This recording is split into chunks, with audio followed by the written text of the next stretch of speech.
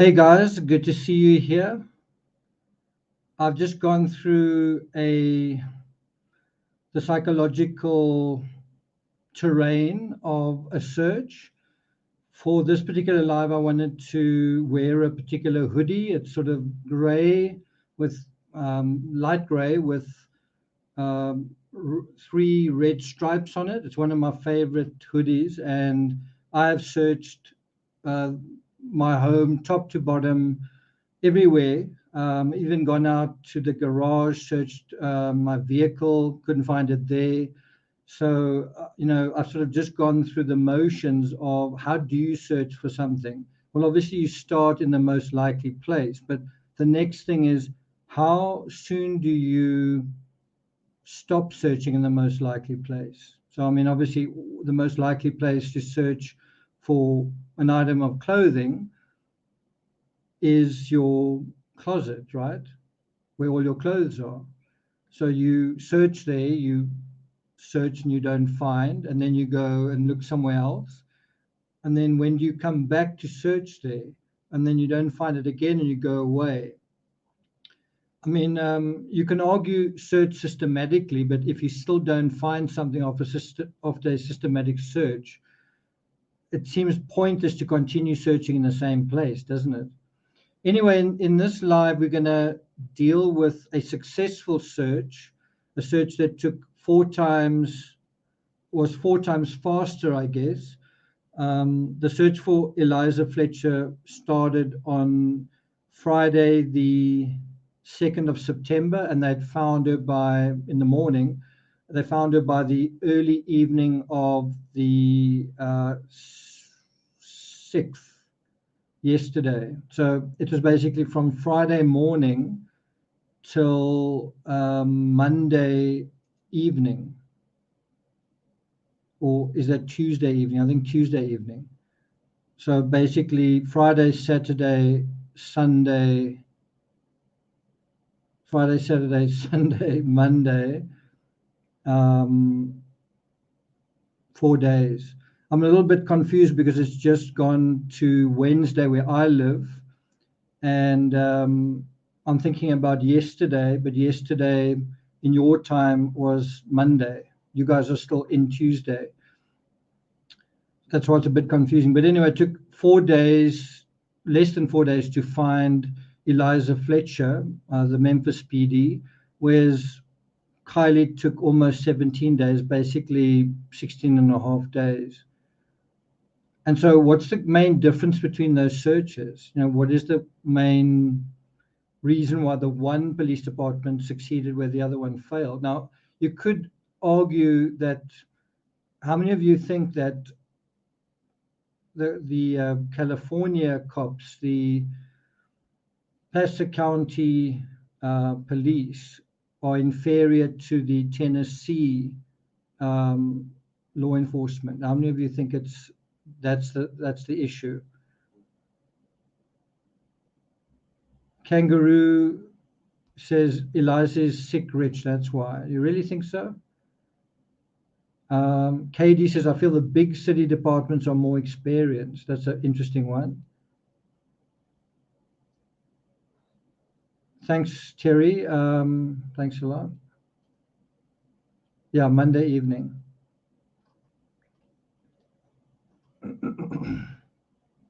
Do you think it's the case that the Memphis cops are better than the California cops? Do you think it's as simple as that?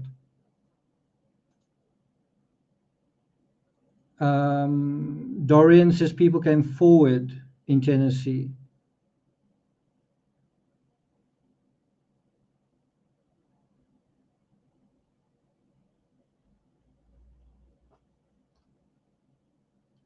KD says just don't deal with as many cases in a small town rule. I think that is a factor.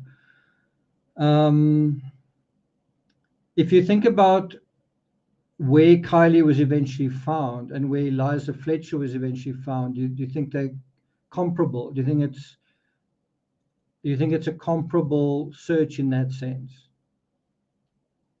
So Eliza Fletcher was found in long grass in the suburban fabric about 7 miles from where she was abducted. So above ground, in long grass, about 7 miles from where she was abducted.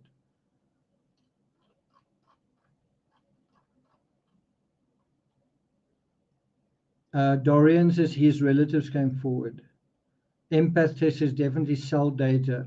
So the poll is, what is one of the most underestimated tools law enforcement can use? I think you could even say, what is the most underestimated? So is it cell phone data? Most of you have said that, 38%. But also think about it in this case and the Kiely Rodney case. In the Kiely Rodney case, I think cell phone data was the most important data. Browser history, so that's computer browser history, 33% of you say that's the most important or underestimated. DNA is quite low, 10%. Remember, there was a time where DNA, everyone said DNA is going to solve the case. And then CCTV, 20%. So CCTV comes third, according to you guys, as an underestimated tool. Another one I wanted to put on was social media, but I don't think social media is relevant in either of these cases. Strictly speaking, I would never say it's irrelevant, but I don't think it's very relevant to either of these cases. Obviously, you'd get a sense from Eliza Fletcher's social media that she was a jogger and that she was into fitness and that sort of thing, but you would know that from the circumstances of her abduction anyway. Kylie's social media, I don't think that would really tell you very much, except where you see her driving through that tunnel, that she was a young driver, but you knew that already. So social media, although I think it belongs in this list as tools for law enforcement, in these two cases, it's less relevant. You guys agree with that? Let's have a look at some of your comments. IR says the thing is someone can hack both phone and computer. No, well, that is a fantastic point. That's the flip side, is if you're a clever criminal, you can actually use digital breadcrumbs to mislead. So that's the other side. Whereas DNA, although you can also mislead with DNA, whereas DNA is less easy to fake. I mean, somebody said that with Amanda Knox case. Did somebody leave or selectively get rid of certain DNA in that case? The point is, digital breadcrumbs are easier to purposefully leave behind. In other words, you can have a fake digital trail, right? You can have somebody with your phone, and Brian Laundrie did this, texting, implying you're still alive. In the Patrick Frazee case, that was also happening. The phone was moving even though the victim was deceased. The victim's phone texted her boss to say, "I'm not coming into work," which suggests that she was still alive. So that's the downside to the digital breadcrumbs, is it can actually be misleading, right? Perry says DNA is a hands-on physical trail. So let me just, before we go into the script that I've prepared and the whole investigation here, do you guys know for a fact that Sammy has lawyered up with a criminal defense attorney? I just haven't been able to verify that myself. I'm not on her account. So I just wonder what the 200 and something of you guys in chat, whether you know that.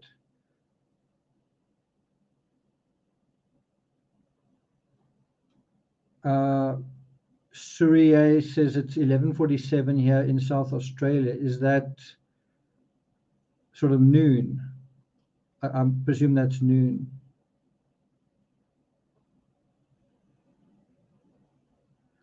Yeah, that is another factor with the Dorian Mathis talks about they've been shaming the victim what she's wearing. That's for me, I don't see it the one way or the other way. So I don't see it as totally irrelevant what you're wearing or when you're running.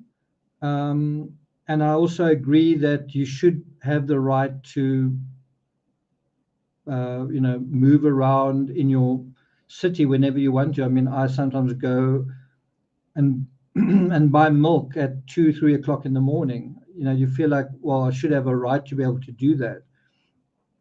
But at the same time, it reminds me of the Yorkshire Ripper, where this guy was preying on prostitutes, and he was, I think it was going into double figures, and women said, we are not going to stay home. We are, just because someone was murdered somewhere and there's a guy out there, because they couldn't catch him, I'm not going to stay home. And then, of course, another woman would be murdered. And eventually it went from prostitutes to non-prostitutes. So from the law enforcement perspective and from the perspective of someone who's looking on, you sort of feel like, cheapers, please, guys, be safe, be careful. And so you had this sort of counterculture where women said, I refuse to stay at home. In fact, as an act of defiance, I'm going to go out. And I'm going to go out kind of alone or whatever, right? And then another woman was attacked. So I understand that it feels like victim blaming, but I also feel like we don't live in necessarily a safe society, and one's got to bear that in mind. I did hear on News Nation someone saying, how can people who exercise early protect themselves? Well, go on different routes. Easier said than done, because when you exercise and you want to be consistent, you often do want to train on the same route at the same time. Yeah.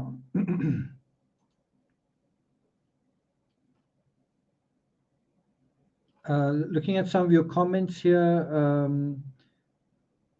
Surya Ray. I just have no idea how to say your name. Surya Ray. There's nothing wrong with getting a lawyer. If anyone is getting to be integrated, always get a lawyer. I think you mean interrogated. Yeah, I mean, it can happen at any time of day. I think the answer is just that you've got to be more alert. This case basically just says be alert.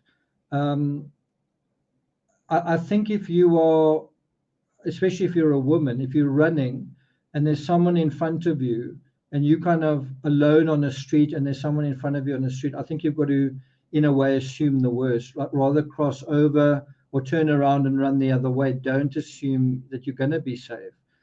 In other words, paranoia should be somewhat part of sensible psychology. I know that sounds weird to say that you should be a little bit paranoid, because paranoia is by definition being a little deluded, but a little bit of paranoia could have saved Eliza. Again, I'm not trying to blame, I'm simply trying to say, in a situation where you're alone running and you're going to pass right next to a vehicle, I suppose you could also argue, should you never run next to a vehicle? You don't know if it's on or not. That vehicle did seem like it was on. Maybe I missed something. The vehicle did seem like the lights were on. I don't know if the lights came on afterwards. KD says, we don't know if she wasn't fighting him off. He was very tall and muscular. I'm pretty sure she would have been fighting him off. Okay, so what I want to do in this live is deal with intertextuality, which, as I say, is a true crime rocket science ism. It's specific to crime. It's where you look at the fabric of one case, and you look at the fabric of another case, and you really come across unexpected insights. You learn things that you don't expect, and I certainly learned something here that I didn't expect. I learned to appreciate this investigative tool, and I hope you will as well. It also gives an unexpected insight into the Kiely Rodni case, an unexpected area that law enforcement, I assume, did check on, but in a way, the absence of evidence would have made it clear where not only where Kiely was, but where she wasn't. It also gives us an important lesson to learn from the Kiely Rodni case. What simple thing can they do at the Prosser camp to mitigate this from happening again? So apologies in advance if you're here because you only want to talk about Kiely Rodni. We're going to get to become a bit more familiar with the Eliza Fletcher case, how they searched for her, why it was successful, why it only took 4 days. And then we're going to apply that to Kiely Rodni and see if you applied the same technique, if it would have worked. In other words, to address this question, was it better policing or was it not? Yeah, so if you're not familiar with this channel, you might find this quite interesting. If you are familiar with it, you might find it interesting anyway. Okay, so basically the question is, are the cops in Tennessee 4 times better than those in California? And I think a quick way to steer your thinking one way or the other is, by the way, there's somebody who is still missing in Tennessee more than a year later, Summer Wells. Summer Wells went missing June 15th. It's now basically a year and 3 months, and they haven't been able to find her. And that seemed like quite a straightforward case. So, as I say, we're going to use a true crime rocket science tool, intertextuality, more specifically, true crime intertextuality, to decipher what was effective in one case and apply it to another. By intertextuality, we're looking at the fabric of one case and comparing it to the fabric of another case and seeing where there are similarities and dissimilarities. We want to better understand not only the idiosyncrasies of one case, but how a case was idiosyncratic in and of itself, right? So if you say what was the major idiosyncrasy of the Kiely Rodni case, you might say seniors party or young driver, and I don't think that's actually it. I mean, it's kind of plays into it, but I don't actually think that's it. What's the idiosyncrasy of the Eliza Fletcher case? I'm not really sure. Abduction, I guess. I think I need to think a little bit more about that one. But I can tell you what the idiosyncrasy is about, certainly why it was hard to find Kiely Rodni. So anyway, if all of that doesn't make sense and you're not sure what it means, it will in a moment. So we're going to start with the Fletcher case, and that is the CCTV that they were able to pull up. Just do that. Doesn't look terribly good, does it? And here's another image. This was taken about 4 o'clock in the morning.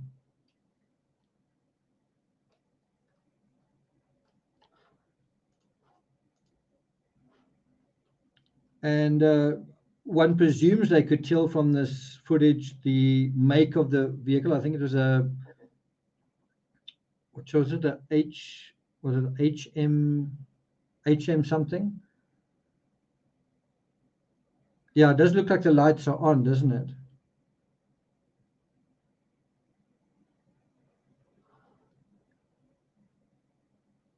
Kathy says the teacher story is so sad. I'm a teacher, but I don't run at 4 a.m. Brenda says the DNA left by the abductor happened to be in the CODIS already. Yeah, that's right. Thanks. GMC Terrain SUV. Yeah. True Jedi Forever says they got a partial plate. But they actually were able to see this abduction on CCTV. I mean, they were actually able to see when it happened and where it happened, and in a way how it happened. And then there's also this image.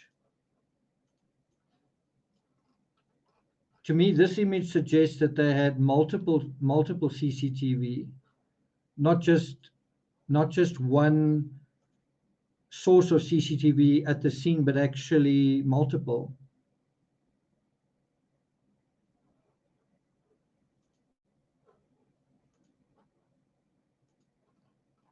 So if cell phone data and social media are some of the new and essential digital tools that make policing a lot easier in the 21st century, I think CCTV is a third tier to that system. I mean, look at where we are starting with our story, with actual CCTV footage of the actual thing. And, you know, I've often heard people say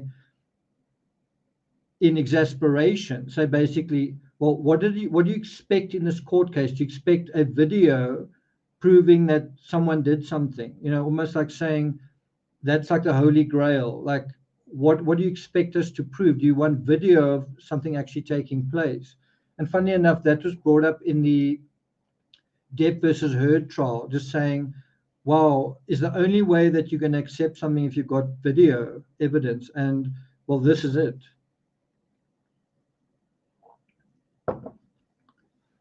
And it is happening more and more. All the time you're seeing CCTV of car chases and incidents taking place in restaurants and you know, shops and shopping centers and parking centers when vehicles are stolen and all that kind of thing. So if DNA was the smoking gun in true crime up until a few years ago, basically an invisible ace card that law enforcement and prosecutors could play to catch their foe red-handed, then I think digital breadcrumbs are the new DNA. What digital does or can do is provide real-time movement, as well as in some cases the words and thoughts of the perpetrator during the premeditation and post-meditation phases of the trial. So obviously that's a reference to social media, where you post something on social media, you text somebody, and then that is actually telling someone your state of mind when, you know, at a certain time. In the Fletcher case, I think it's fair to say that almost the entire crime was caught on CCTV, and someone mentioned that earlier. I liked the comment, but I thought I'm not going to give away what you're going to go into. But if you know this case, almost the entire crime was caught on CCTV. We saw when and where it happened. We know the timeline was around 4:20 a.m. when it started. We know the vehicle arrived at the scene actually 24 minutes before that, I think. We know that the vehicle was at the scene for 4 minutes. So once Eliza was, and your heart's got to sort of skip a beat when you think about what she was going through in those 4 minutes where she's being subdued. And I mean, it only got worse after that. But the vehicle left the scene in Central Avenue and Zach H. Curlin Street at 4:24, so 4 minutes after that. One assumes what he did was he bound her, was that he maybe also gagged her, but basically subdued her. And then because he had to drive, you would imagine that he had to restrain her in some way, right? So this happened at the University of Memphis campus. I want to just put that up. So it happened, you can see there's a pedestrian crossing over here, and there as well, and there as well, and not there. But I assume that it's at this intersection. This is the intersection of Central Avenue and Zach H. Curlin Street, Well, the perpetrator's phone pinged somewhere around here, or very close to the spot as well. So that's already giving you critical information. The fact that we know where she was, we know where this happened, we know what time it happened, but we also know where this perpetrator was. So there was a camera located at the 1300 block of Cummings Street that captured the suspect's car exiting the I-240 at South Parkway East exit. I think that's a reference to this. I think that's that. I'll say that under correction. The suspect's car was then captured on the camera located at Kerr Avenue and Clancy Street, traveling westbound on Kerr Avenue shortly after, unless that's that. Not sure. But anyway, if you put all of the CCTV together, you basically get this setup. You basically get the scene of the abduction, you get the vehicle moving in this direction. So there's not really, as far as I know, there's not really much CCTV over here, although I assume that there is.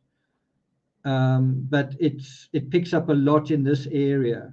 That's the end. That red point there is the end destination, basically where her body was found. I think 1666 Victor Street. But there was a lot of CCTV bingos in this area at prior to 6 a.m. on the morning of the abduction. We're going to see why that is important, why before 6 a.m. is important. Thanks a lot, Sharon. Sharon says, thanks for your insight and critical thinking. Thanks a lot for that. Okay.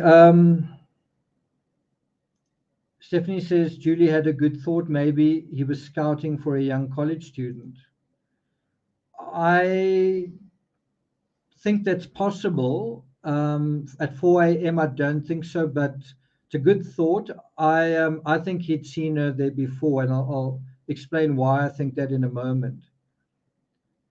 We will come back to that. It is a good, I mean, it's like a target-rich environment, you would imagine. So it certainly is possible. Sugil, okay, we'll do that. Okay. Sugil says, I don't know about this case, but I'm interested. That's important. That's good. So basically in this map, you're getting the full fabric of the movement and time of the case from start to finish. That's the start. That's where it ends. I know the perpetrator's home is not far from me. I don't know where it is exactly, but it's somewhere around here. But anyway, that's where it ends in Victor Street, right? And all of that is thanks to CCTV. Kathy says, do you think he knew she was an heiress? And no, I don't. I think he didn't know that. Boo says, did he not know about the cameras? It's a good question. You know, I asked the same question with Chris Watts and Patrick Frazee and others. Sometimes you get the idea that they do know, but they assume that the footage will be lost, or that the footage will be overlooked, or that the light is too low to pick anything up. I've got to assume that he didn't think about it if the crime is committed basically on camera. Like, you've got to assume that he didn't know if he, you know, you could imagine that if he scouted about and spent enough time that he would look, can I see a camera anywhere, right?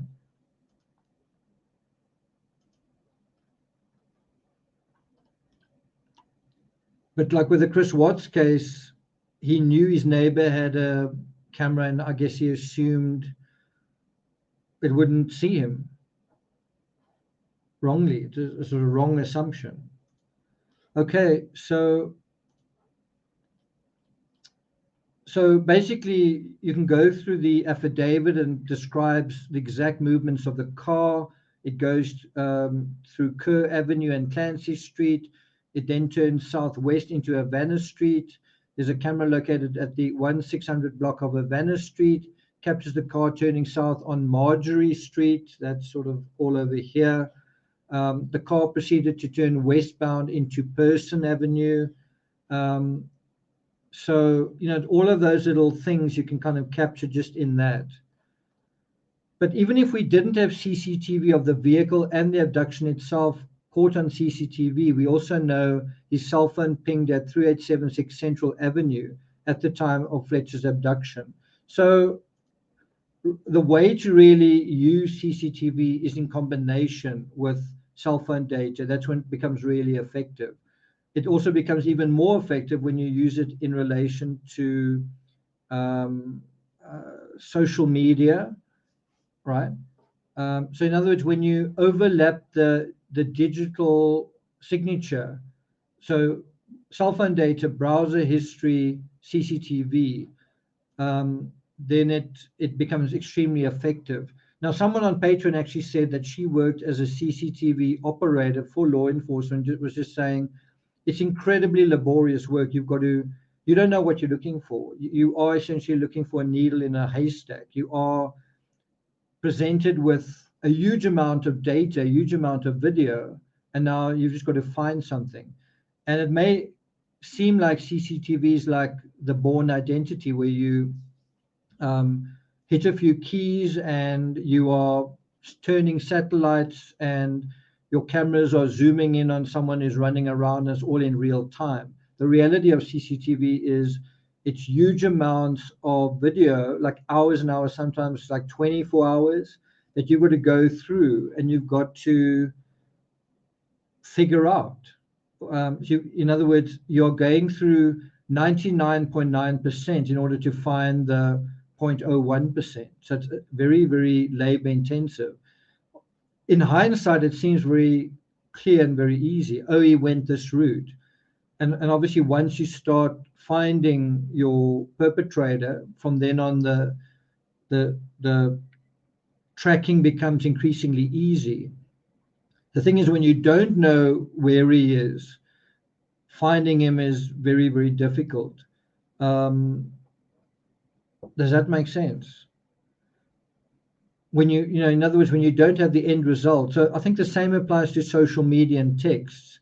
When you don't know the time of death, when you don't know the circumstances, you really don't know what to prioritize. You don't know what in the chatter is really important. And you get that to some extent with the phone data review in the Chris Watts case. Jennifer Wade says it helped in the Molly Tibbetts case too. CDD, this is not where the abduction happened. It actually happened there. So he seemed to be waiting. I don't think he was hunting. I think he was more waiting. It was kind of a trap. He knew she was going to run past him. I think that's so. It was kind of a luring by waiting, right? This over here is harder to explain. Maybe he was trying to look for a place to engage in a particular activity, either in his vehicle or maybe not. I don't know.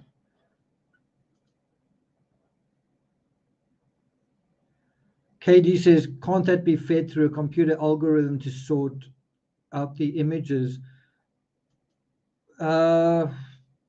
If you've got a face, if you're using facial recognition, that's possible. I don't think it's that simple, though. Maybe in the future it will be. Stephanie says, I remember trying to do that with Chris Watts, CCTV of him in Home Depot and such. I gave up. Yeah, I mean, I got the digital discovery and just making videos of him entering a convenience store when he drew money on the Saturday night. You didn't know whether it was how many minutes past 9 or past 10. So you end up watching like hours of CCTV with people coming in and out.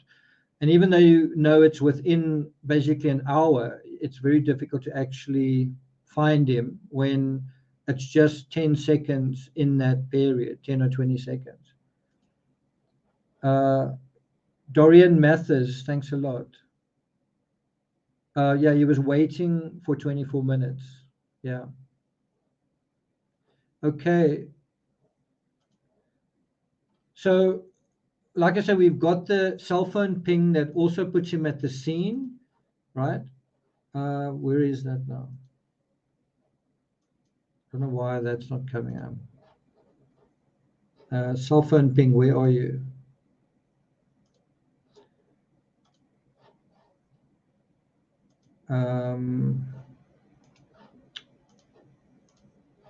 There.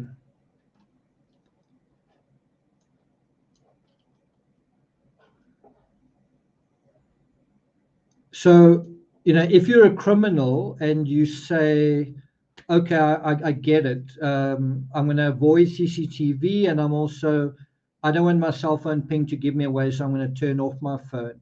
That's also tends to be an indicator of potential criminal intent.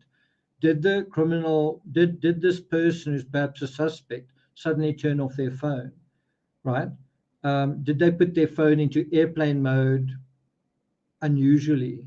So that's quite if you say, I'm not going to let my phone give away my movements, well, that can also show the fact that suddenly the phone is off during a critical time. That can also be quite important. And I think that is quite interesting in the Summer Wells case, if my memory serves. So in essence, we have digital breadcrumbs taking us from the start of the crime, in this case, time and location, through the urban fabric to the disposal, also time and location, and that's in Victor Street, right? The end destination here is Victor Street, adjacent to the grounds of an abandoned school. Although it seemed possible that the abandoned school or the creek may have been chosen to execute this crime, it turned out to be an abandoned house, or at least a house that appears abandoned nearby the school instead. Now, when I heard that they were searching near a creek, having just come from the Kiely Rodni case, it was quite easy to assume the victim had to be in the creek. And I assumed if it's a sexual the crime is of a sexual nature, I thought, wouldn't it make sense to put the victim in water, because you would then deal with that kind of evidence, right? You know what I mean? And it turned out she wasn't in water. And so, in a way, you're projecting just the previous case onto this one. So one's got to be careful not to do that. She also wasn't found in any kind of building. She was just found in long grass. As far as I know, her jogging shorts were found in a black bag. Was the bag found close to the long grass? I didn't make sure about that. Was the black bag, garbage bag with, I think, her running shorts inside, was that found near her remains? I didn't quite verify that information. Anyway, this is the structure near to which she was found. It's hard for me to say whether this is an abandoned place or not. Difficult to say. I don't know whether they cut this grass, law enforcement cut the grass, or I would presume not. I don't know whether this is an abandoned house. It's got sort of security on it, so it's hard to say. There's another angle of it. Let's bring that up a bit bigger. There's a description saying that the remains were found near steps leading to the outside. I don't know if it's sort of in that area. I don't know what exactly that refers to. And then some people have been highlighting the address of this house.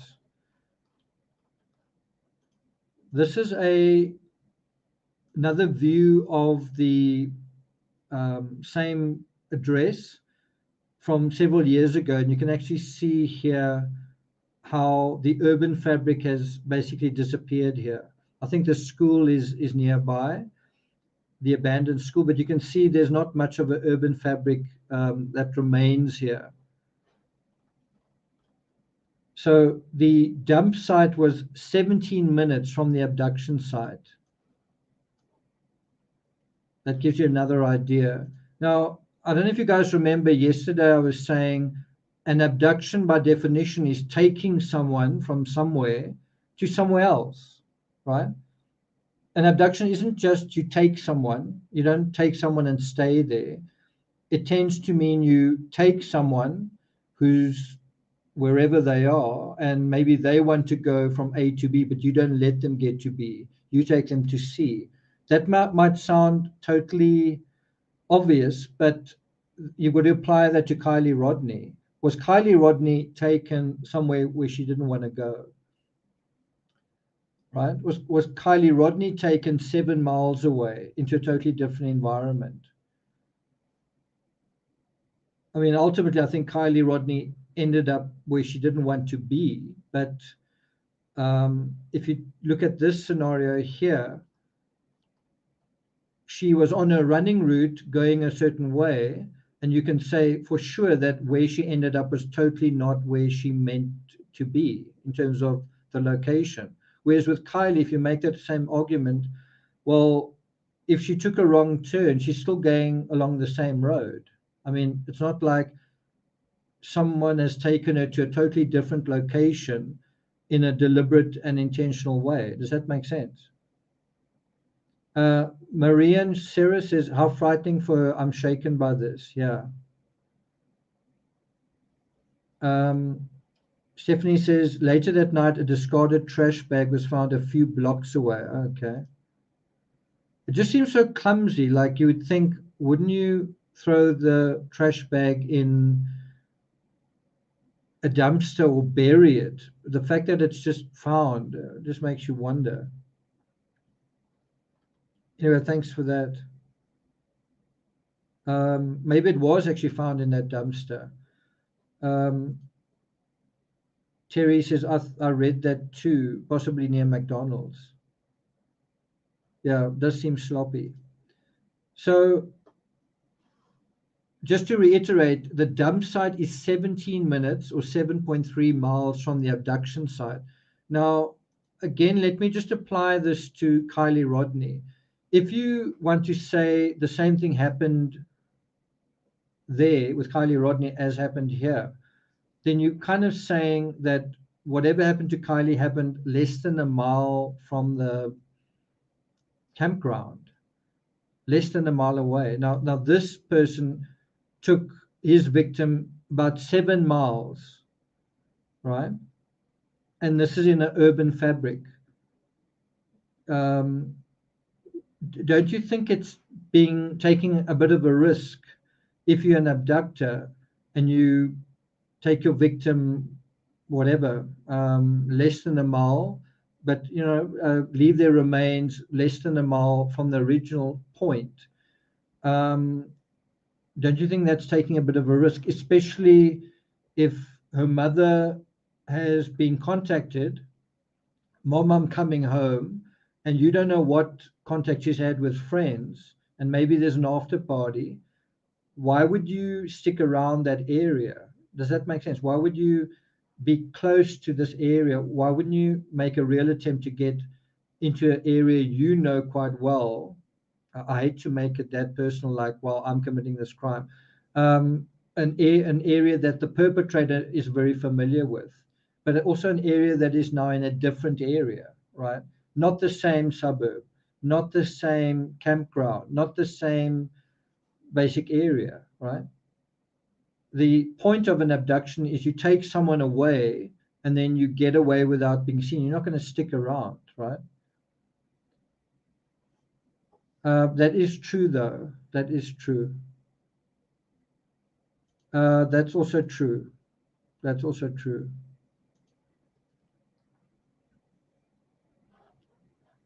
That is also true. Good point, Micah. It's a good point.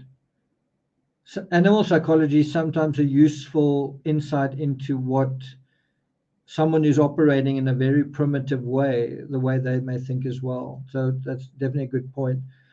So just to reiterate, the entire fabric of this crime, the Eliza Fletcher case, occurs within a 10-mile radius. Many abductions actually like that, if not most. The crime is executed close to the abduction site because the abductor has got little time to waste. There's something he wants to do, and it's difficult maintaining control over this victim. In this case, Epson had to complete his foul deeds before sunrise. Sunrise in Memphis right now is 6:37 a.m. So let me ask you guys, do you think that it was the intention of the perpetrator here to commit his crime under the cover of darkness? Yes or no? He's got a dark vehicle. He starts the abduction at 4 o'clock in the morning. It suits him that this person is running at, I don't want to say at night, but in the dark. It suits him. Do you think that he's aware of, or that he wants to commit the crime while it's still dark, or do you think he doesn't really mind when the sun comes up? So it's obvious, isn't it? So the CCTV confirms that his crime was completed by about 6 a.m. And, it does get lighter before the sun literally rises. You have that twilight and you have the dawn, right? Before the sun actually comes up, it does start getting lighter. So he had basically 90 minutes to do what he intended to do under the cover of darkness, right? You kind of have a similar situation with Chris Watts. Chris Watts could choose at any time when he was going to leave home, but he wanted to leave home and get to the well site while it was still dark. That can also be part of criminal psychology. When's the sun coming up? Well, I need to do this before the sun comes up. But anyway, the CCTV confirms that he was done with his criminal activity by 6 a.m. He started at 4:20. You could even argue 4 o'clock in the morning, because he was hovering around there a little bit earlier. And then he was done by 6. So in that sort of 2-hour window. Juliet says, I believe he wanted to do this under the cover of darkness. You can imagine after he's committed a particular thing, he's got to dispose of the body. And that means walking outside, carrying her, putting her clothing somewhere else as well. You don't want to be doing that in broad daylight, right? And I think the assumption he made was, if I do this in the dark, CCTV won't see me. Wrong assumption. I think maybe that's the same assumption Chris Watts made. If I do this in the dark, CCTV won't see me. CCTV is motion detection sometimes. So if a camera can't see at night, it won't see me, right? Matt says, yes, this is about Kiely. Nick is showing the intertextuality between cases. That is what I'm doing. Yeah. Amanda says, is this not a video about Kiely at all? Yeah, it is. I'm circling back to that in a moment. I'm showing how CCTV was used to find Eliza. And then the question is, could CCTV have been used to find Kiely? What do you think the answer is to that? Amanda, do you think CCTV could have been used to find Kiely? And it's not quite as simple a question or answer as you might think. So it's not clear. So by the way, this is an image of that sort of area in the dark. And I'm not sure if that is that actual house over there. So if you look at this, I think this is the actual crime scene, this house here. Do you guys agree? And I think the human remains were found somewhere in there, in the back there.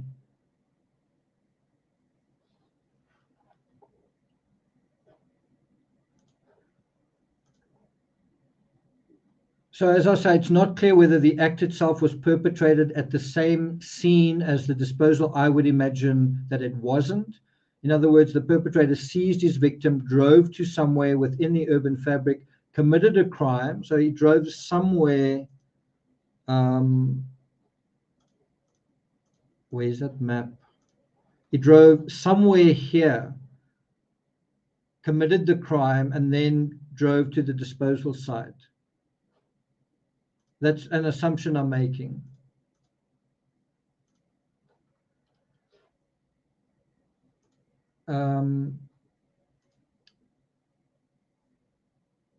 He committed the crime and then he drove to a final location for disposal.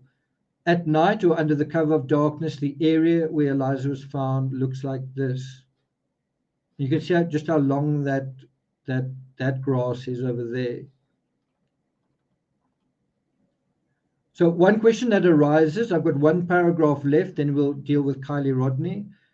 Along the lines of premeditation is how Abston may have planned an attack, right? So someone was saying, I think Julie said, did he go to the university campus and was he just sort of waiting there for somebody to pass by? Now, I don't want to reject that out of hand. I think that's possible. But what I think is more likely is if you take what is anchored in what we know, right? We know that he worked for a cleaning services company. If you take the psychology of his work into the fabric of this case, I think they give us a clue. And I think the clue is, if you work for a cleaning company, then you go into other properties, sometimes homes, sometimes businesses, sometimes perhaps the university campus as well. And it's possible, I think, that the cleaning company that Abston worked for was seconded to work at the Memphis campus. Some cleaning services are after hours or before hours, and it's likely in the course of routine cleaning that Abston came across Fletcher at a similar time and place. He may have been driving somewhere and he saw her jogging. He may have been, cleaning at a regular premises and he saw her jogging. And so I think that would be true. That would also be true if Abston was cleaning some other corporate headquarters in the area prior to the working day. So I wouldn't be surprised as well if Abston cleaned his SUV with floor cleaner provided by this company. And that then brings us to the Rodney case. So let me ask you guys a question. Is CCTV, is there any CCTV in the Kiely Rodni case? Is there any CCTV in the Kiely Rodni case? Think carefully.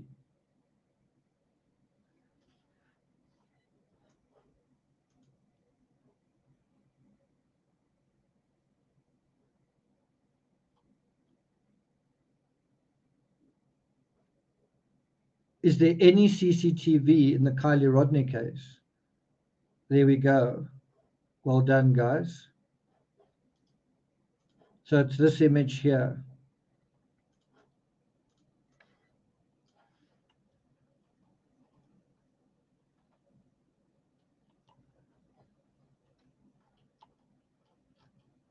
That image.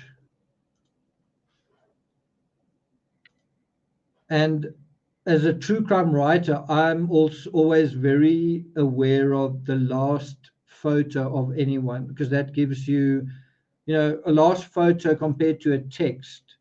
It tells you where they are. It kind of gives you a vibe for what's going on. Are things serious? Is there anyone else in the picture? Another very important thing is, what are they wearing? What are they doing? And you can also, to some extent, do they look happy? Does Kiely look happier? Certainly, I think she does. But it certainly is very useful, the last photo. And I've written an entire book called Christmas Star, dealing with John Benet Ramsey, based just on a last photo, just on something that's in that last photo that many people missed. I wrote a whole book about that. So to me, that's a very important thing, is what CCTV reveals when there's a last photo situation. So in a word, what would you say is the one thing that led to the discovery of Eliza's remains, right? CCTV. So was there CCTV in the Rodney case? In a sense, this was the biggest clue as to where she was, right? Do you know what I'm getting at when I say that? So if I say,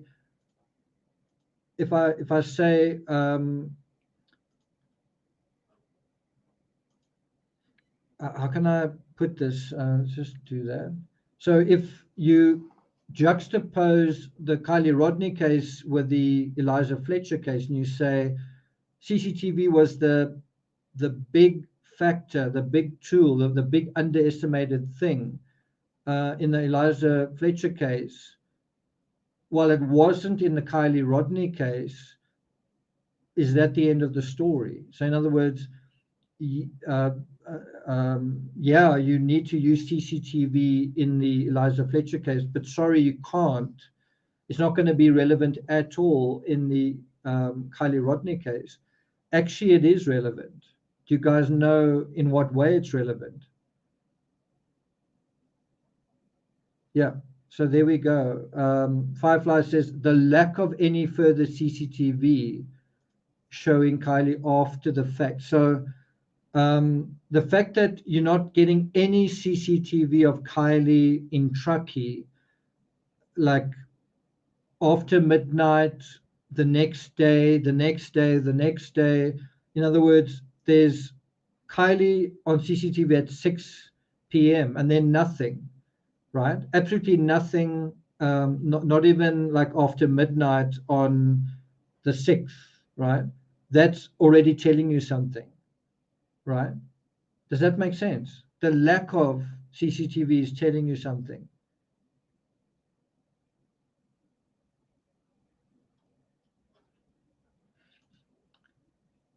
So what law enforcement could have done, I don't know if they did do it, but they could have traced the predicted route Kiely ought to have taken home and then found the earliest and the latest roadside CCTV point. So if you compare all of that to this case, is it? That's not it. Sorry. Where is it? Is it there? So if you compare that to this case, so if you said, well, there's a camera over there, and there's a camera there, and there's a camera there, and there's a camera there, right?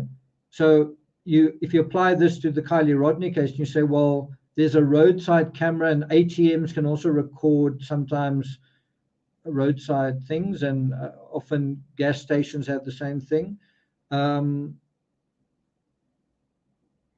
There's a camera over there and over there in Truckee and over there on her route home. Well, we know what time she was supposed to have left the campsite. Why don't we see Kiely, right?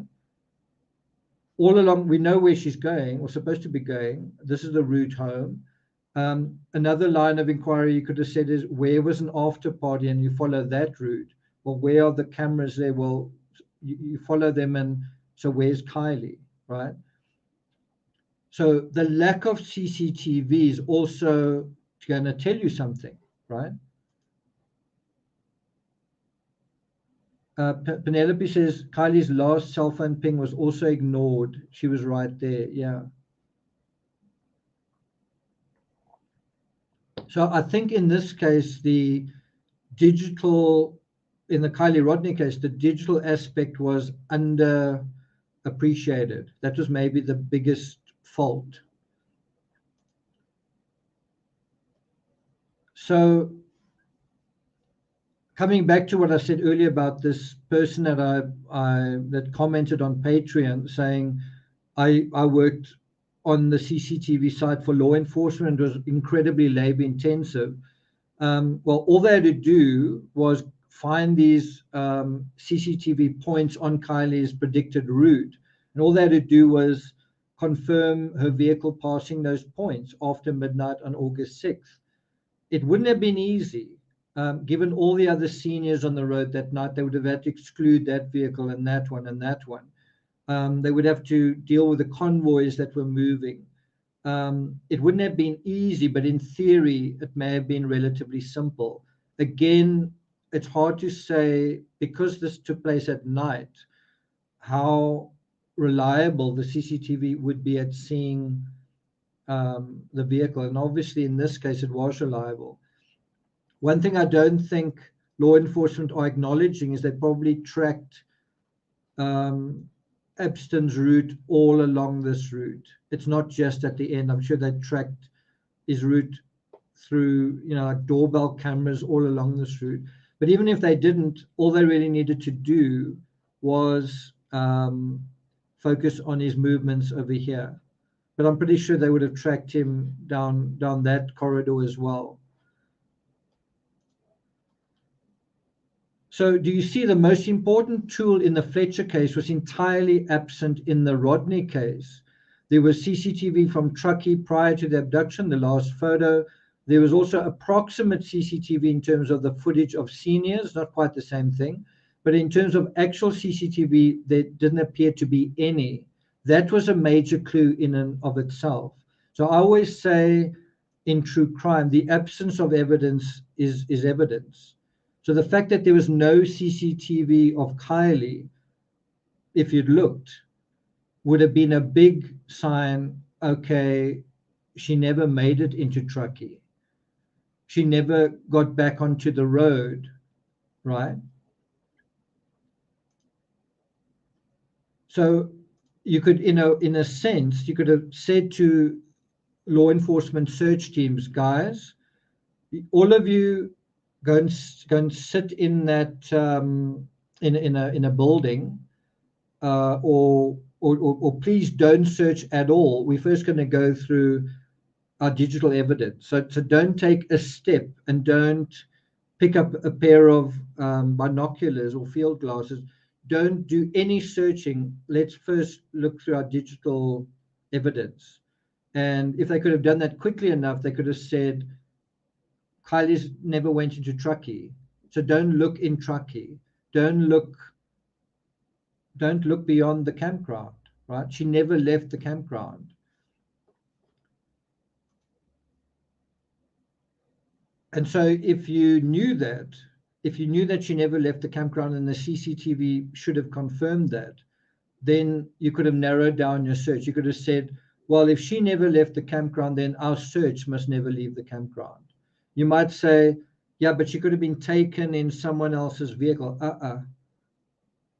Well, her vehicle would have been left behind. Her vehicle is still in the campground. Absolutely, her vehicle is absolutely still in the campground.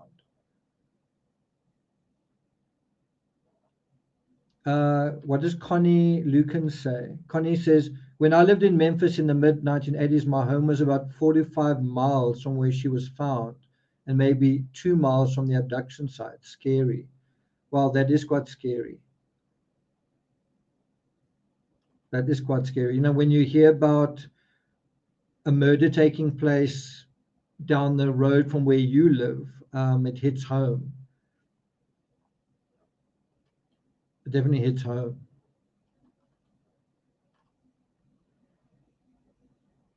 Snark Sister says they did. I think you mean they did check the CCTV.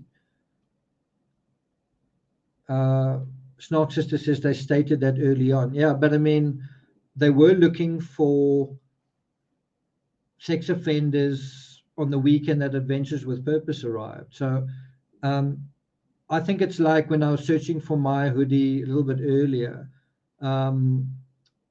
you stop looking in the most obvious place, but should you? And it's quite easy to do that when you just can't find what you're looking for, right? Yeah, Mika says no cameras in the wilderness except trail cams. Yeah.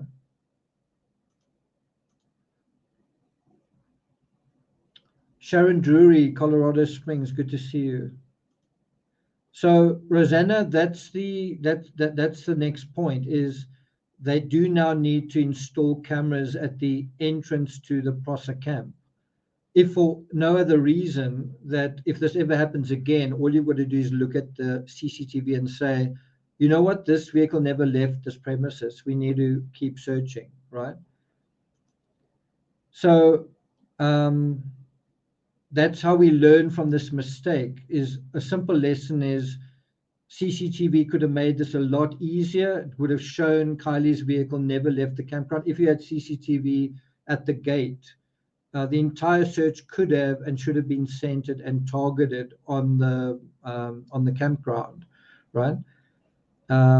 So if PROSA doesn't have CCTV at its gate, it needs to install it. That would be, I think, a worthy use of resources. If the Placer County Sheriff's Department are thinking, let's buy some, we need better equipment, then they might say, well, let's buy sonar equipment. Well, I think they would actually be better served buying, I don't know why I'm so out of focus, buying CCTV or installing additional CCTV. So now I'm going to take you guys just through other cases where CCTV was useful. And I just think that this is quite interesting. Okay, so thanks a lot for that. So the Caitlin Armstrong case, this is cases where CCTV was used and useful. There she is at the, I think it's the Austin Bergstrom Airport on her way to LaGuardia.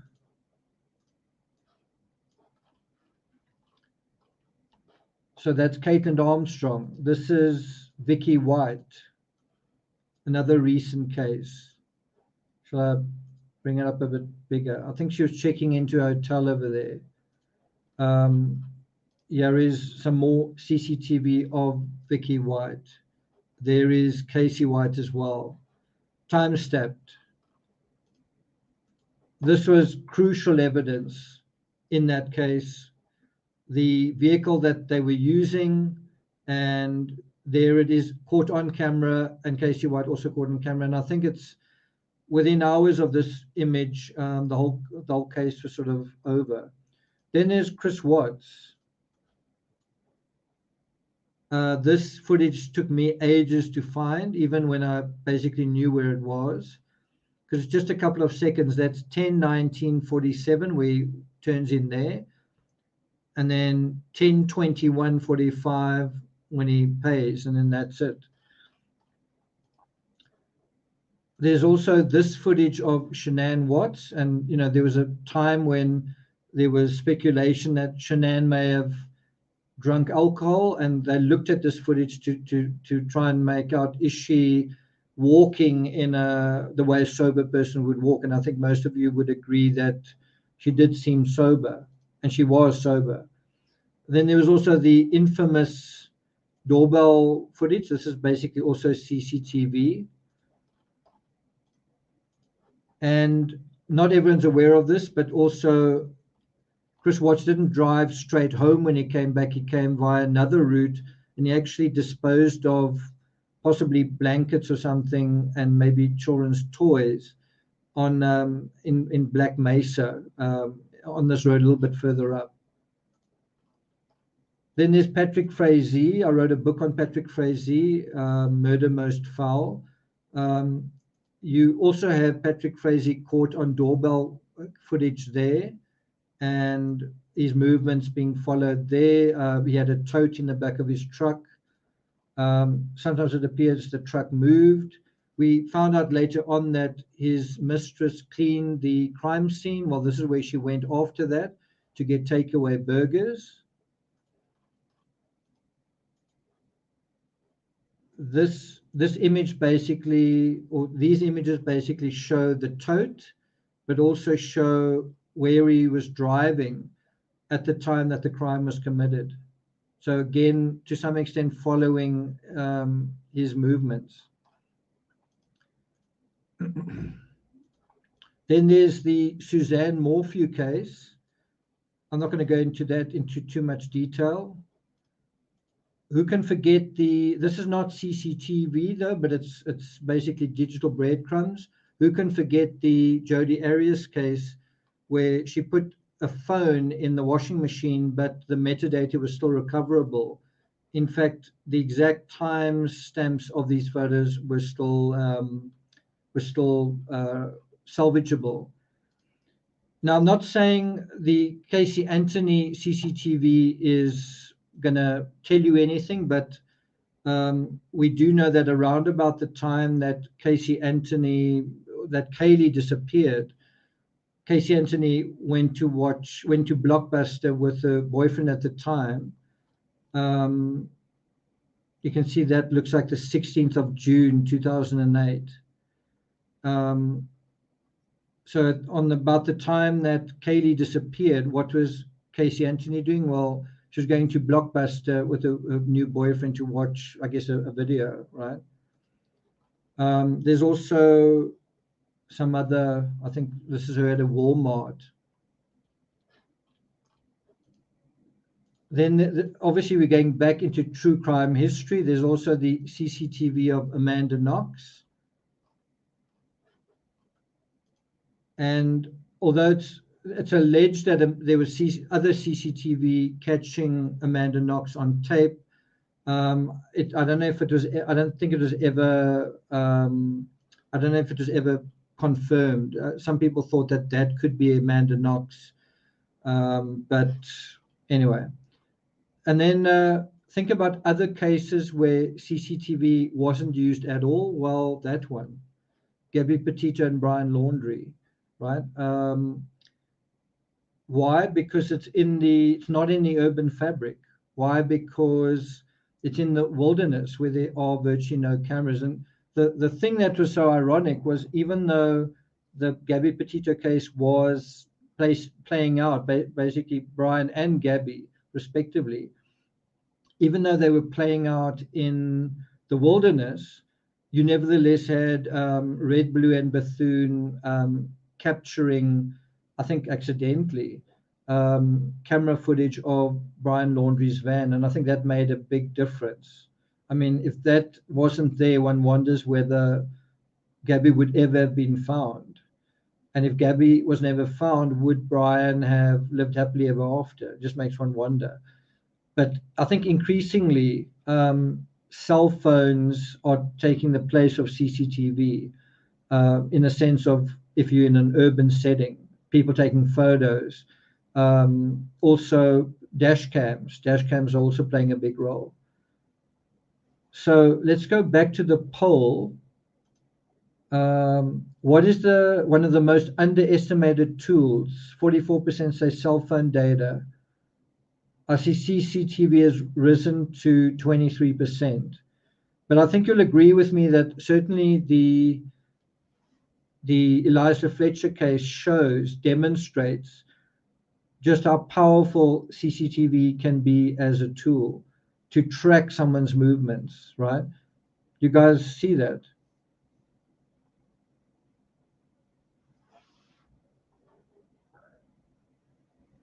So if you are concerned about safety in your neighborhood, one of the first things you can do is put up more CCTV cameras. Put CCTV cameras in your driveway. Put up CCTV cameras in your street. Put up CCTV cameras everywhere. IR says the black box data, it will show if anyone else was in the car. Juliet says video pictures, there's embedded metadata. Yeah, well, I mean, photos do show timestamps typically.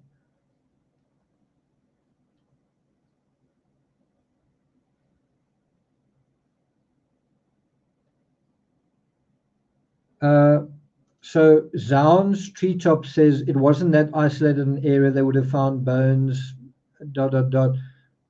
Yeah, the vloggers did speed it up a lot.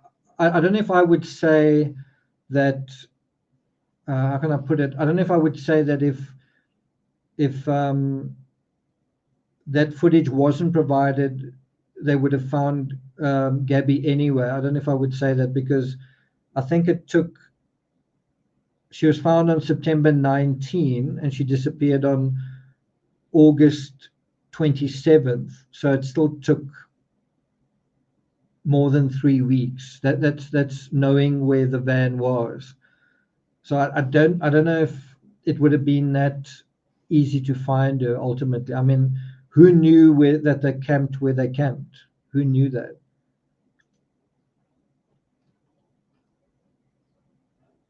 Yeah, Mel Stiller says CCTV creates a visual map. Mel, are you related to Ben?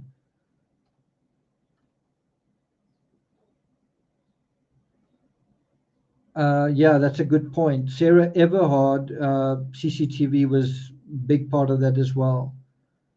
SW Firefly says my son has cameras all over the house outside. Yeah, that's another important one, is you could have cameras inside or outside your house. In fact, the Watts home had not cameras, but a whole network of security, Vivint.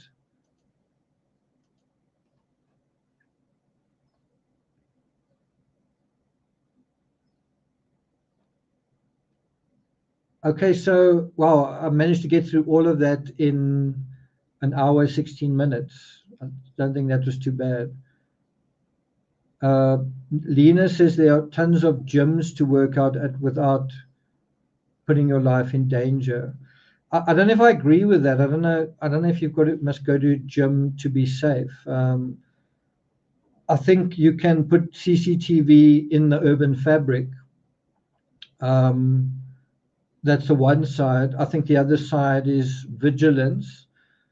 I think if this shows anything, is getting up so early, so while it's still dark, is there's a danger. So you might say, well, I have to get up that early. Well, then I guess gym is maybe an alternative. Yeah. Eliza was training for a marathon, so outdoor running is what she was doing it for. I trained for a marathon when I was in Seoul, South Korea, when I trained through the winter. And I'm not trying to make myself part of the story, but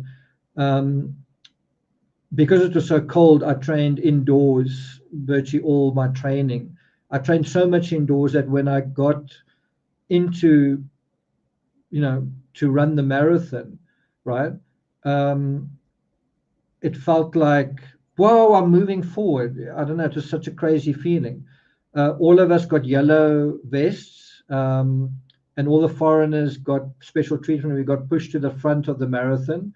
And I can tell you, it was such a magical, weird race. The first 10 kilometers of the 40 kilometers, I didn't feel. I felt like I was floating in this yellow river. And partly it was because of running on a treadmill every single session. So the first marathon I ran and was through the streets of Seoul under the skyscrapers. So it was definitely quite incredible experience. Yeah. But for example, training for an Ironman, which I've done as well, you really don't want to cycle 150 kilometers indoors, all the running as well. I don't know if that's the answer. I think the answer is CCTV to some extent, changing your route, being vigilant. I would say if you want to run at night, run with somebody, that kind of thing. Debbie Stinnett says there's footage from the tow truck driver. Sorry, I don't put any stake in that. You do, I don't.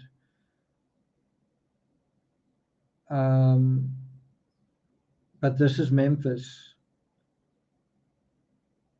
Kathy says my ex-spouse ran 30 marathons, won several. Wow.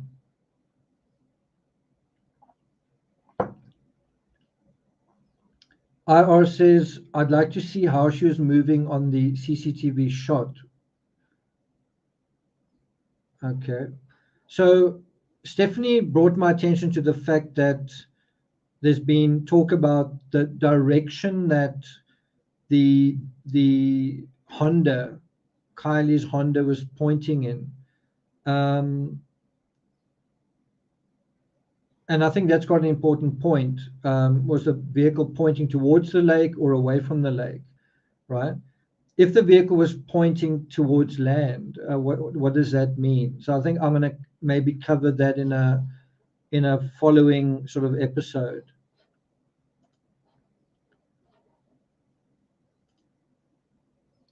Should we deal with a couple of more questions? And I don't think I'm going to go on past an hour 30. So any other comments or questions?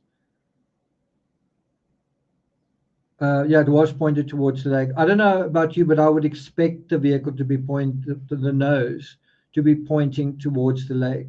So if you say, yeah, but it was upside down, well, the vehicle's pointed that way and it turns upside down, it's still pointing nose first. You know, it's the same thing.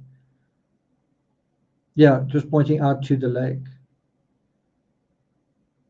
Eliza was a teacher with 2 small children. Yeah, that is such a great point. I mean, that's something I wouldn't necessarily think about. She had to run that early, not just because she had a job, but because she had 2 small children that it was kind of like her duty to wake up and prep for their school, right? So that part's also important.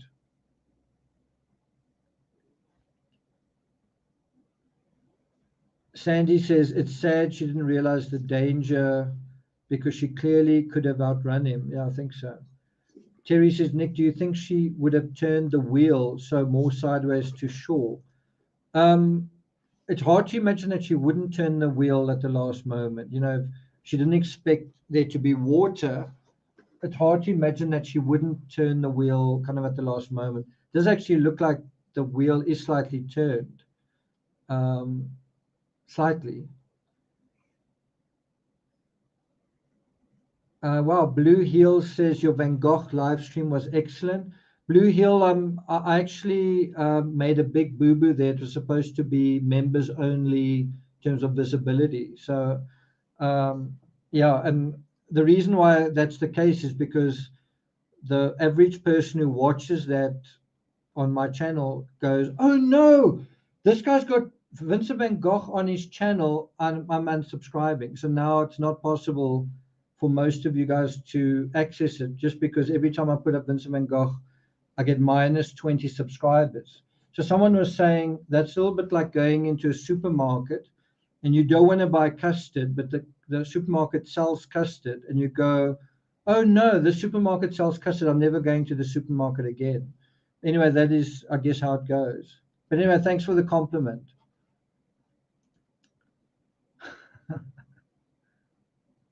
Sharon says, I enjoyed it too. So yeah, unfortunately, if you want to watch it, any of the other episodes, there are 30 episodes. They're going to be about 20 more. If you want to watch the 20 additional episodes, they're going to be members only. Timmy, you can't do that. They're going to be members only, I'm afraid.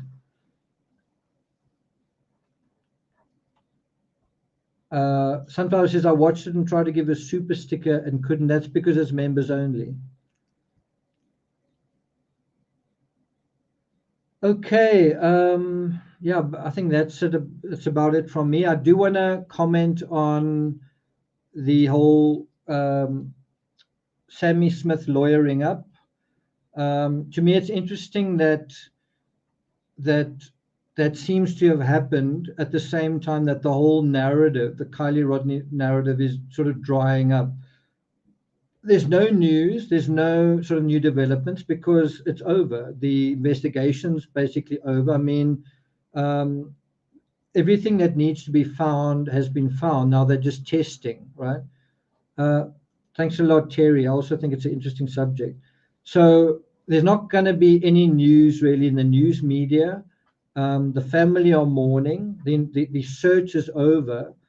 And so creators are left in a quandary. Well, how do we make news? How do we manufacture news? And I think one way to do that is to cynically start inventing things and to make accusations.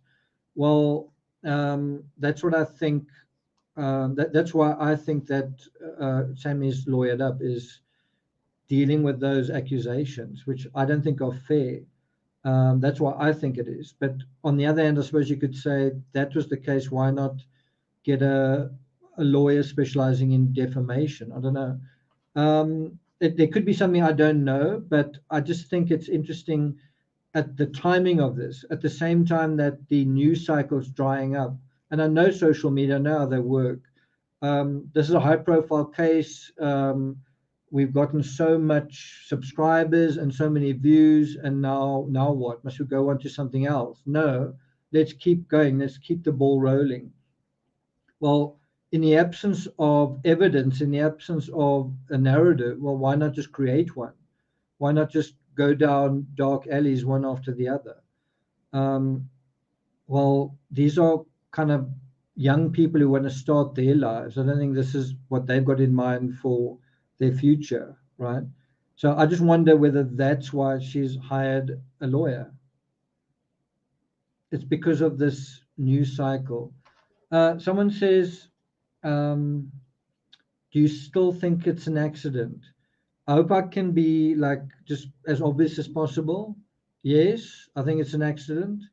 The video I put up yesterday was basically why I changed my mind about foul play. Well, the whole thing was there was a time that I thought it could be foul play, but then I realized it couldn't be, and so that's why I think it's an accident. I basically decided it can't be foul play when Kiely's vehicle was found and where it was found. In the same way, where Eliza was found tells you a lot about the circumstances. She was murdered. I think something else happened as well. Given the time gap between when she was taken and when she was killed, and there was no ransom note, I don't think this was a crime about money, right? So you can tell quite a lot about the end, the finish line. Quite a bad metaphor here for a particular case. Where you find the body, how you find the body, right? That tells you a lot about that answers a lot of questions that you may not have known before.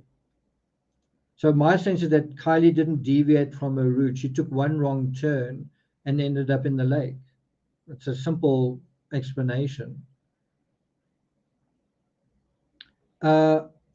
Red Sassy Fox says, has it been confirmed that she did get a lawyer? I heard that she said so herself on her Instagram, but I don't know whether that's true. I haven't been able to confirm it. I tried to. I don't know, is the simple answer.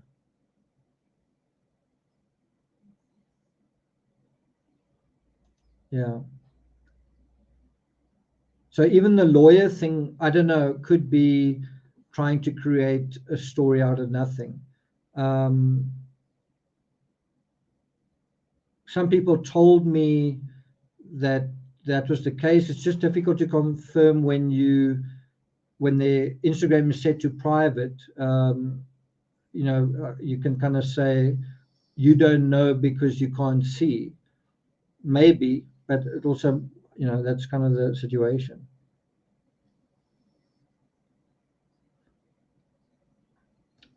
Yeah, Mika, back to Occam's razor.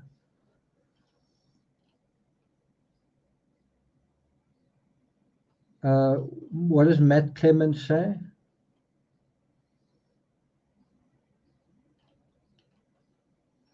So, I mean, like, for example, is there anyone that is watching right now that knows for a fact that she did lawyer up? Like, is there anyone who saw her Instagram firsthand?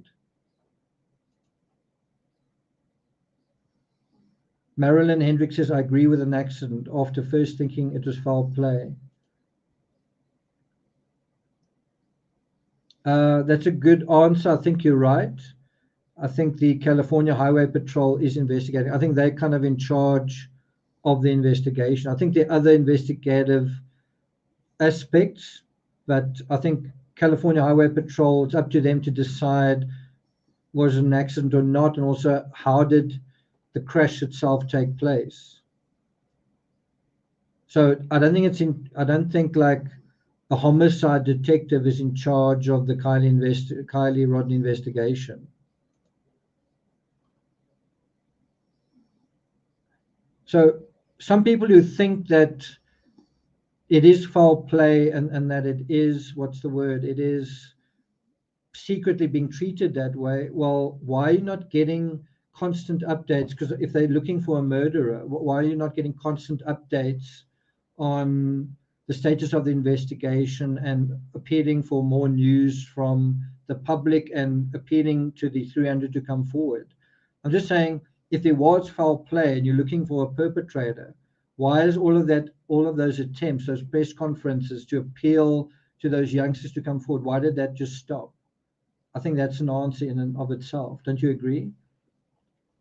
Juliet says, I haven't seen any proof that Sammy has lawyered up, yet she should. Nick, do you take calls? Not typically, but sometimes.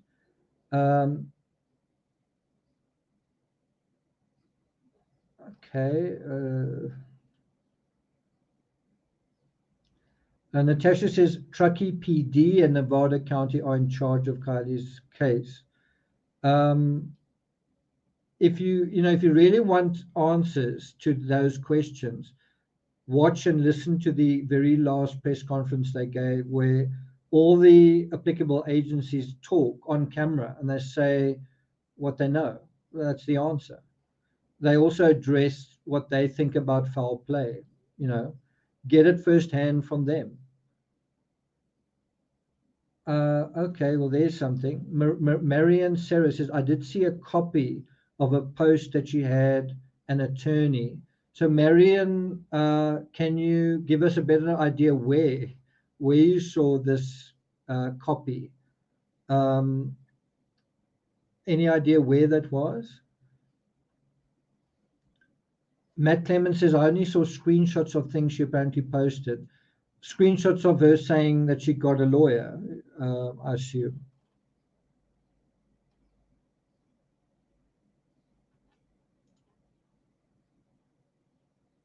Yeah, I've also heard that Sammy's parents are lawyers.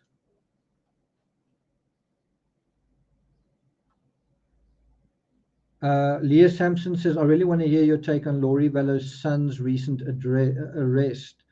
I actually saw something related to something else that I'm not going to mention here. Yeah, but it certainly does raise the eyebrows, doesn't it?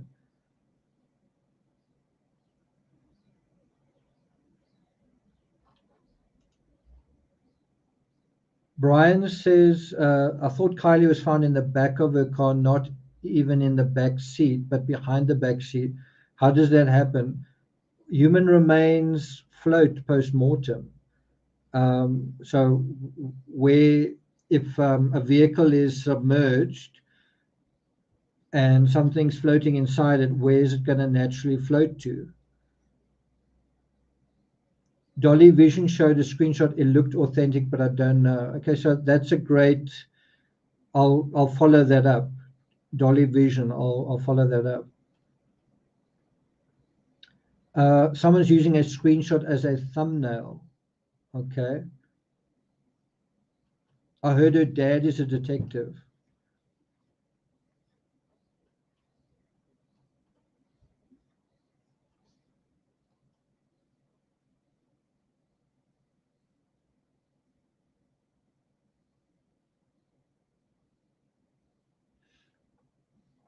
Sharon Tuck says checking now. Yeah, Sharon, if you can check and provide us with the link. I know Sharon is quite quick with that. So, you guys saying screenshots can be photoshopped. I mean, that is the curse of digital evidence. So often photos are doctored for social media. Something is presented as something and it's not that way. These days, photos can be quite easily manipulated. If YouTubers can do that, then why can't criminals do that?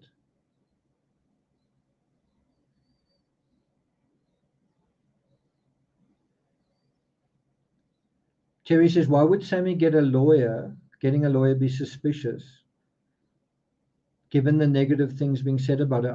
I think that's a fantastic comment. If negative things were being said about you, or if you were being accused like unfairly and in a way that's not accurate, wouldn't you get a lawyer? I would. Leah says, I looked Sammy as a new private account.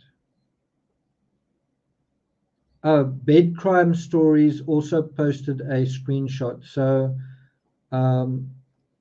Sharon, maybe check that out as well. Bed crime stories also posted a screenshot. But anyway,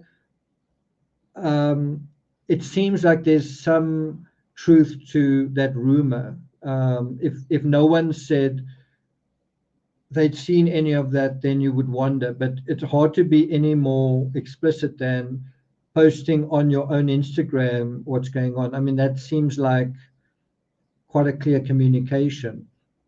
And I think YouTubers who've recklessly accused Sammy, I think need to be a little bit concerned. I don't know what you guys think.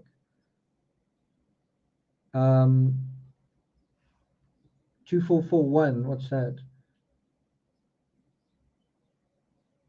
So Lisa Stokes, bed crime stories also posted a screenshot. SW Firefly says about 18 minutes in on Dolly Vision's video shows a screenshot. Well, there we go. We've definitely gotten some intel there. Definitely got some intel. So I hope you guys have found this analysis kind of instructional. CCTV can be an incredibly powerful tool. You get a sense of just how powerful it is in like the Bourne Identity, but it can definitely, within an urban fabric scenario, it can definitely be very, very, very powerful. In a non-urban fabric scenario like Kiely Rodni was in, I think you've got to defer to the digital remains that there are. And what was it? The cell phone ping. I think the rocket science of the Kiely Rodni case was to say, we're looking for someone, we can't find her. Well, where was her last ping? Let's start from there. Doesn't that make sense? Where's the last digital breadcrumb and what time and where? Well, start your search from that ping point and radiate from there. And if they'd done that, the search wouldn't have taken more than 10 to 15 minutes if they'd just taken that perspective. Also assume that pings don't lie. Assume that CCTV doesn't lie.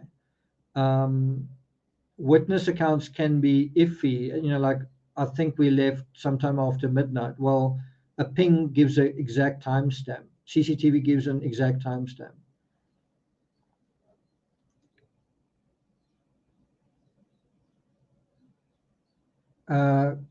Coinkiding says lawyer up, especially when innocent. I've got to say, as someone who's covered true crime, lawyering up to me is often means something. I'm talking about lawyering up immediately.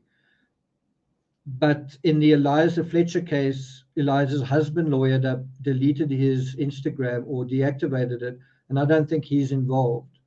But look at what happened there. People also jumped onto him immediately. So him lawyering up is in response to what people are thinking. Then it's normal to lawyer up. But there's certain circumstances where I don't know if it's always that innocent or that. I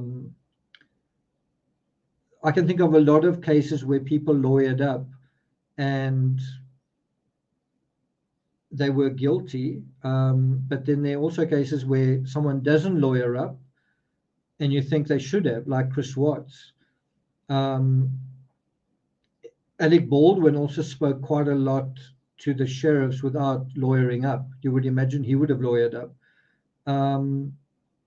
Same with the armorer in the Alec Baldwin case, although she came back with a lawyer. So it is quite an interesting thing. Marion says, thank you for another well thought out presentation. Thanks. You must protect yourself.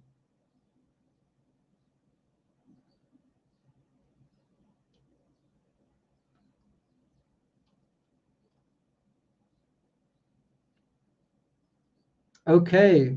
Well, I've certainly learned something while putting this together, that, or appreciated how important it could be, that they could have used CCTV to kind of lock out Truckee as a waypoint that Kiely took. So that's the one thing. The other thing that I've learned is I've found where we're going to be able to track down those Instagram posts from Sammy, so we can kind of think about that more seriously. So anyway, I hope you found this episode interesting. Take care. Thanks a lot for the mods that are here. Stephanie, we're actually going to make Terry a mod. I need to remember to do that. Sharon as well. I must say we haven't seen JC for quite a long time, but anyway, thanks a lot to mods, members, subscribers, new subscribers, and then also for the super chats. Really appreciate it. Take care. If you're watching this after the fact, you've enjoyed the coverage. It did take a heck of a long time to put together those CCTV screenshots of Caitlin, Vicky White, Jodi Arias. It took quite a while to source that. So if you appreciate the effort that went into this and you're watching this on replay, please hit the thanks button. Take care. Remember, the Kiely Rodni case is apparently only going to be resolved 1st of November. So I think there's going to be quite a lot of swirling and speculating on social media between now and then. I hope the community that is part of True Crime Rocket Science, I hope you're going to check out where these are really unreasonable and hold and call folks to task. If it's sort of conjuring ghosts and goblins just to create content, let's try and hold them to account. I think Sammy wants to, but we can also be part of that process. Anyway, take care. Those in the States and not in Europe, because you're on my time zone. Those in the States about to go to bed. I hope you have a good sleep, sweet dreams, stay safe, and see you guys next time.